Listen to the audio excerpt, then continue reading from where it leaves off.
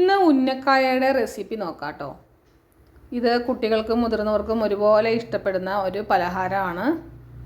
എല്ലാവരും ഇത് സ്കിപ്പ് ചെയ്യാതെ വീഡിയോ കാണണേ. ഏത്തപ്പഴം പുഴുങ്ങി ചൂട് മുഴുവനും ആറുന്നതിന് മുമ്പ് തന്നെ അതിൻ്റെ തൊലി അടത്തി മാറ്റുക.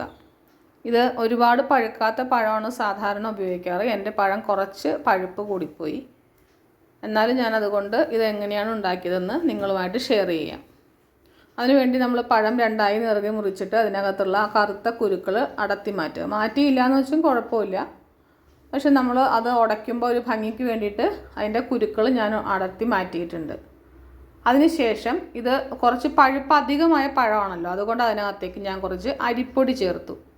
പുട്ടിന് വേണ്ടി വറുത്ത പൊടിയാണേ, അത് ഇതിനകത്ത് ചേർത്തു.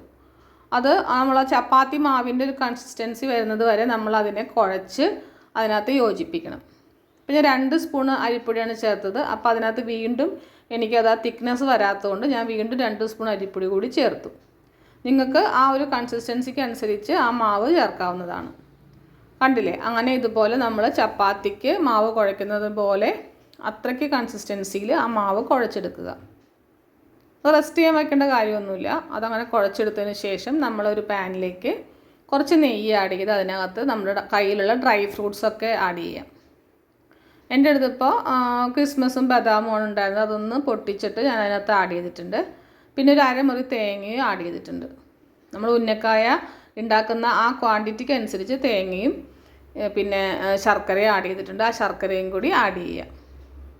നിങ്ങൾക്ക് പഞ്ചസാരയാണ് ഇഷ്ടമെങ്കിൽ പഞ്ചസാര ആഡ് ചെയ്യാം. ഞാനിവിടെ ശർക്കരയാണ് പൊടിച്ച് ചേർത്തിരിക്കുന്നത്. കല്ലുള്ള ശർക്കരയാണെന്നുണ്ടെങ്കിൽ നിങ്ങൾക്ക് വേണമെങ്കിൽ അത് ഉരുക്കി പാനിയാക്കി ഇതിനകത്തേക്ക് ചേർക്കാവുന്നതാണ്. തേങ്ങ ബ്രൗൺ നിറമൊന്നും ആവണ്ട കേട്ടോ. നമുക്ക് ആ തേങ്ങ ഒന്ന് മൂത്ത് കിട്ടിയാൽ മാത്രം മതി. അതുപോലെ ശർക്കര വെള്ളം പോലെ ആവുകയും വേണ്ട.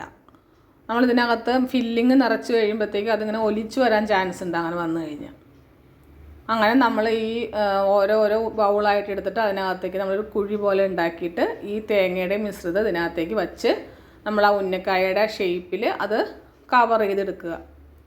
കണ്ടില്ലേ? അപ്പോൾ നിങ്ങൾക്ക് ഈ ഒരു ഷേപ്പ് വേണ്ടാന്നുണ്ടെങ്കിൽ നിങ്ങൾക്ക് റൗണ്ടിലോ അങ്ങനെ എന്തെങ്കിലും വേണമെങ്കിൽ അങ്ങനെ ആക്കാം. ഇതിപ്പോൾ ഇതാണല്ലോ ഇതിൻ്റെ ഈ ഒരു പലഹാരത്തിൻ്റെ ഷേപ്പ്, അതുകൊണ്ട് അങ്ങനെ ആക്കിയത് മാത്രം. അതിനുശേഷം നമ്മളെല്ലാം ഇതുപോലെ ഉരുട്ടിയെടുത്തതിന് ശേഷം ഒരു പാനിലേക്ക് ഓയിലോ വെളിച്ചെണ്ണയോ എന്തെങ്കിലും ഇട്ടിട്ട് അതിനകത്തേക്ക് നമ്മൾ ഓരോന്നോരോന്നായി വറുത്ത് കോരുക. നിങ്ങൾ എപ്പോഴും ഓയിൽ ഉപയോഗിക്കുമ്പോൾ നമുക്ക് അപ്പം വേണ്ട ക്വാണ്ടിറ്റി അനുസരിച്ച് മാത്രം ഓയിൽ ഉപയോഗിക്കുക. ഓയിൽ റീയൂസ് ചെയ്യാതിരിക്കുക. നമ്മുടെ ഹെൽത്തിന് വളരെ മോശപ്പെട്ട ഒരു സംഭവമാണ് റീയൂസ് ചെയ്യുക എന്നുള്ളത്. നമ്മൾ കുറച്ച് എണ്ണ ഒഴിച്ച് ഇത് ചുട്ടെടുക്കുക. ഇത് നല്ലൊരു പലഹാരമാണ്. എല്ലാവരും ഇത് മസ്റ്റായിട്ട് ട്രൈ ചെയ്യണേ. പിന്നെ നിങ്ങളുടെ ഫീഡ്ബാക്ക് എന്നെ അറിയിക്കണം. നിങ്ങൾ കമൻറ്റ് ബോക്സിലൂടെ എന്നെ അറിയിക്കുക. ഇത് നിങ്ങളെങ്ങനെയാണ് ഉണ്ടാക്കുന്നത്, എങ്ങനെയാണോ, എന്തെങ്കിലും പ്രശ്നമുണ്ടോ, ഈ കാര്യങ്ങളൊക്കെ നിങ്ങൾ പറഞ്ഞാലാണല്ലോ നമുക്ക് അറിയാൻ പറ്റുള്ളൂ. അങ്ങനെ എല്ലാ ഉന്നക്കായകളും ഇതുപോലെ നമ്മൾ വറുത്ത് കോരി മാറ്റുക.